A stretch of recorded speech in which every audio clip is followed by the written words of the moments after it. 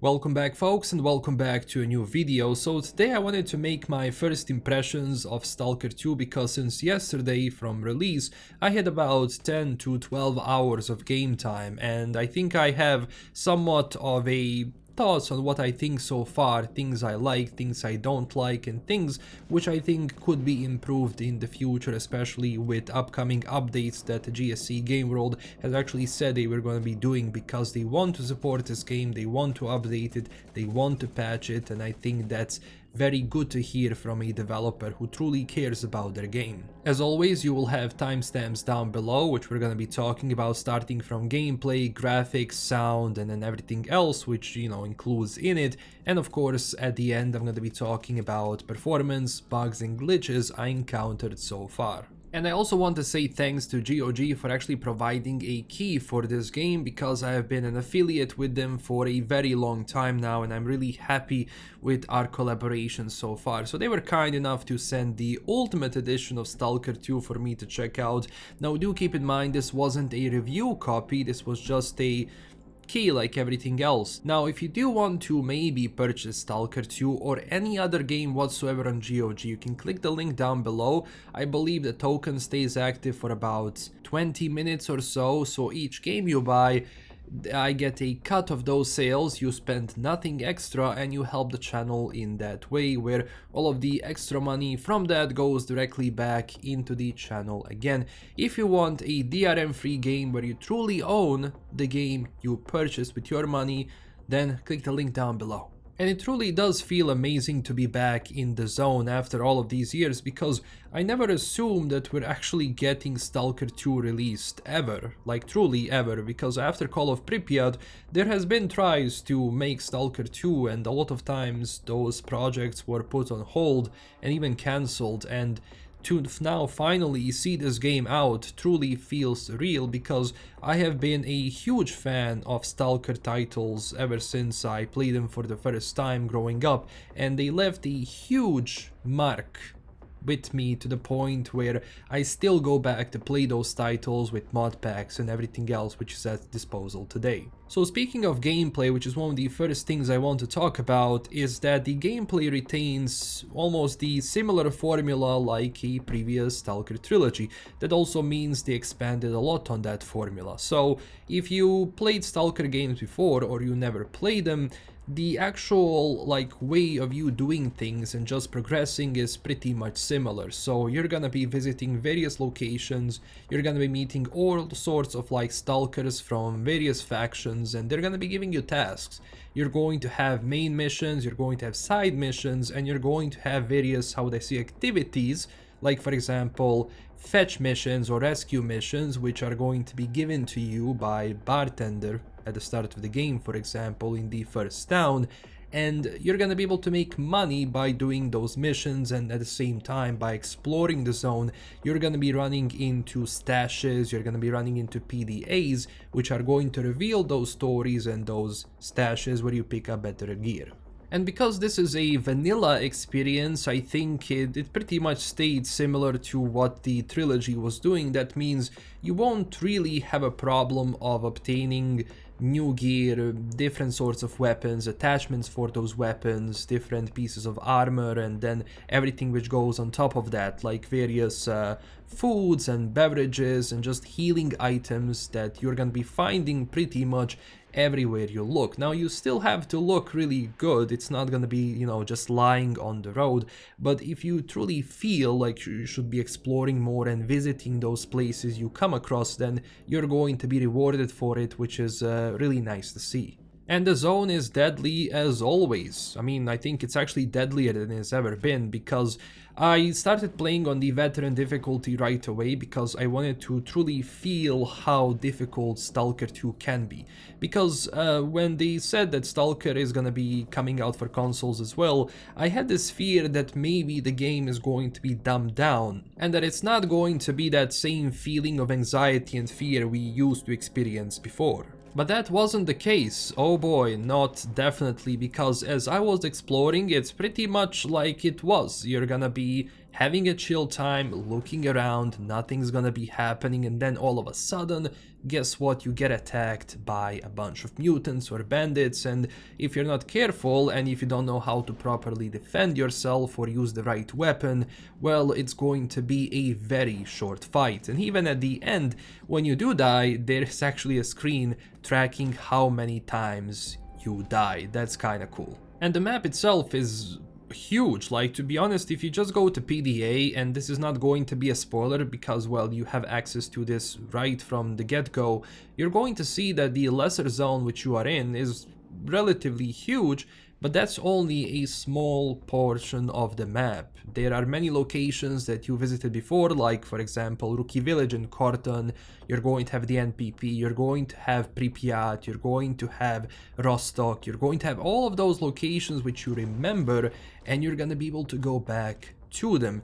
And I do believe that this map is gonna take me at least on the first playthrough about 100 hours to finish everything, and even that is just me being optimistic, because even like right now, I still haven't really discovered everything in the lesser zone. I've been kind of moving away, away from it into other zones to check them out a bit, and there is so much to see. I think every single location I stumble upon is either going to be an anomalous field, which is going to have artifacts for you to pick up, that mean, you know, as always, being able to equip them, where you're going to get certain buffs, but at the same time, each artifact is going to maybe give out radiation, which is going to, over time, well, not gonna be good for you. And every other zone, which is maybe not an anomalous field, is also going to have various mutants that are going to attack you, and bandits. And one of the things I do like is that things are flowing a lot more natural now with better animations.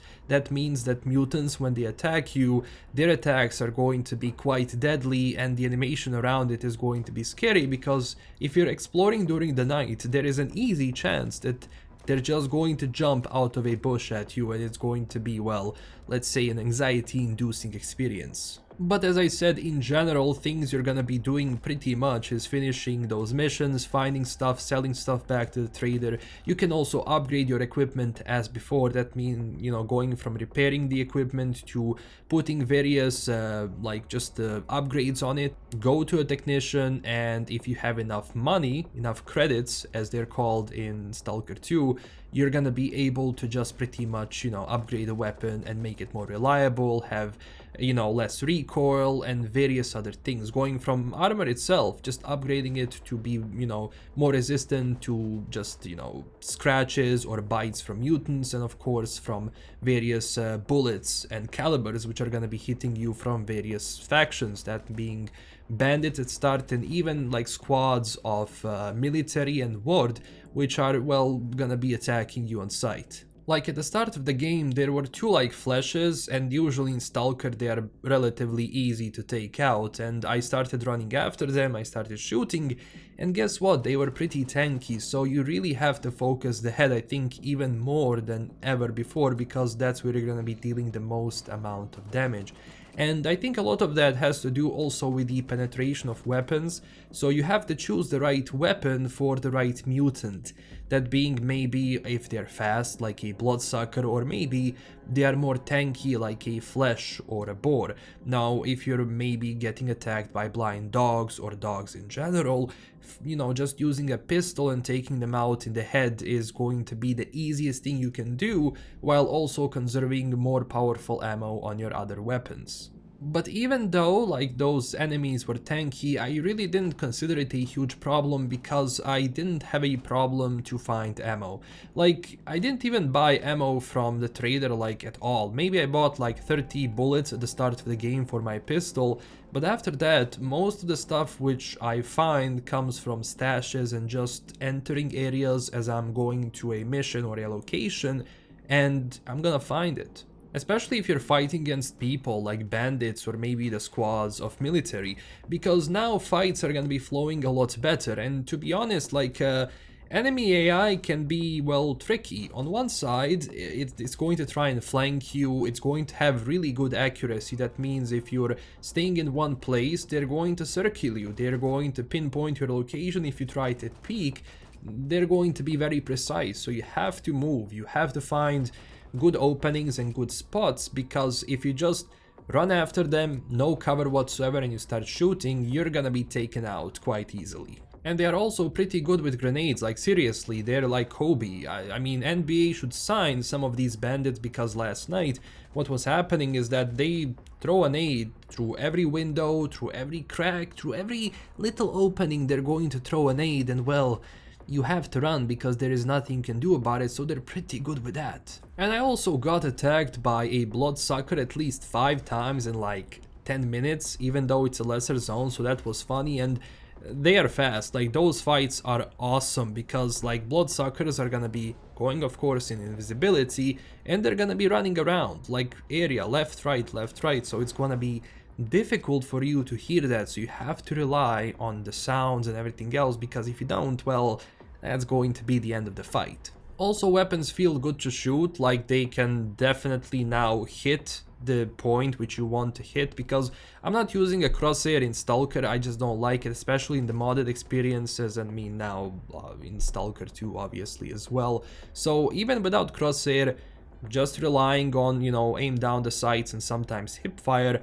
I didn't really have a problem, because now bullets are going where they're supposed to, and you don't really have to shoot and pray that your weapon, or well, like the bullet, is gonna be going anywhere near the target, which was the problem with previous games. There is though one problem which kinda annoys me, and that's reloading. So you cannot reload while you sprint, or at least right now at this point in the game I cannot sprint and reload. And there is a problem, because if you try to reload and then you sprint, the whole like reload animation is going to reset. That means it's going to be as if you never reloaded your weapon. What I would do is either allow people to sprint and reload, because let's face it, Skiff is not sprinting that fast not to be able to reload. Maybe slower reload, but still should be able to reload. Or maybe reload should be done in stages. So that means if I am fighting something and I run out of ammo and I want to reload, so my magazine is out of the weapon, I start running. Then when I stop, you know, running, I just continue to reload. Basically, it takes the magazine and puts it into the rifle.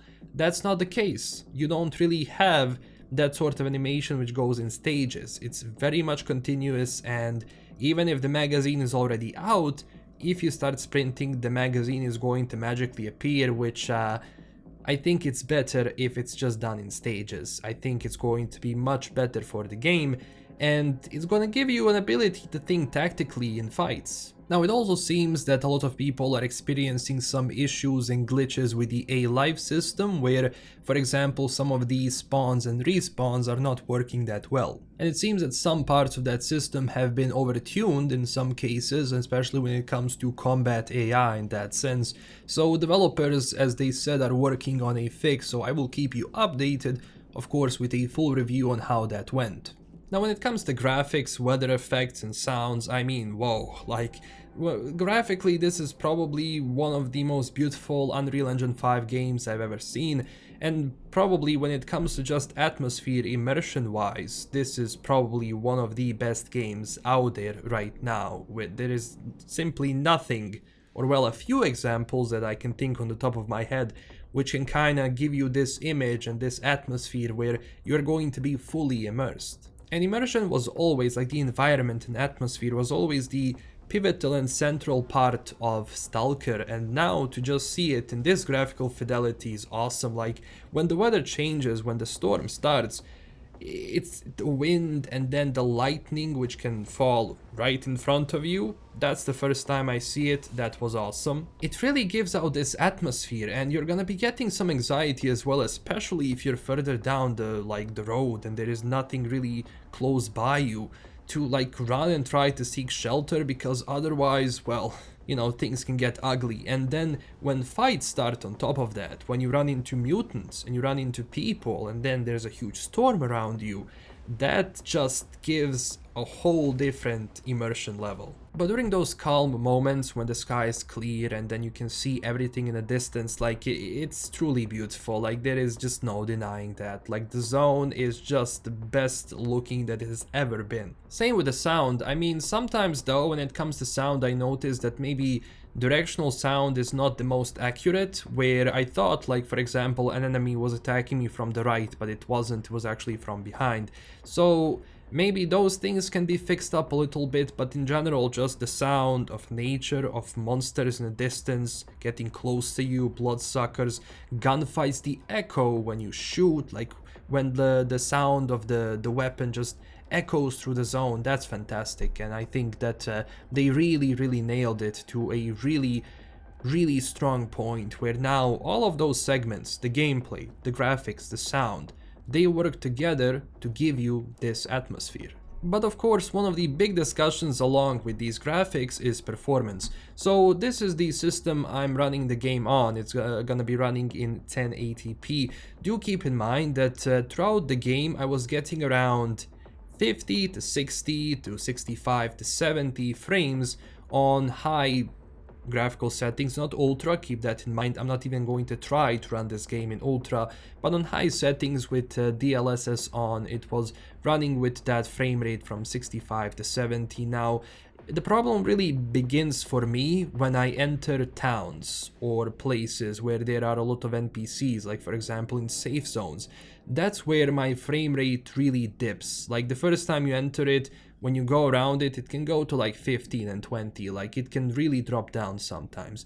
And outside of it, like even when I'm exploring like out in the zone, like the frame rate is going to be okay, but there is this strange stutter, which I don't know, like I saw a lot of people are getting it regardless of what, you know, GPU you have. You can have the best PC, you're still gonna be getting these stutters, but I was also getting them as well.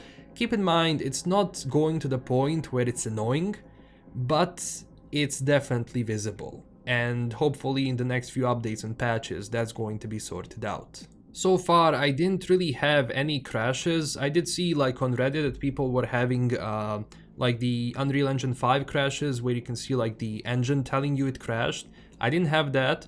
And besides, you know, performance, which I definitely think can be better, especially you have these pockets, as I said, where frame rate really dips. And I'm thinking later on, once I enter locations with a lot more like textures and objects, I think that's all, you know, going to get a hit as well on frames. But yeah, bugs, glitches, you know, from time to time I will get some ragdoll glitches and bugs, but I never really had a game-breaking bug, or at least so far I haven't. Although at the start of the game, there is one stalker which you go and do a little mission with, of like shooting dogs. Something happened after I finished that mission, because he was asking for something else for me to do, you know, with him, and I was like, okay, like I'm gonna do it later, I have to get some ammo. I turn around, he walks into an anomaly and dies. Just like that. And I was like, okay, well, I'm not finishing that quest.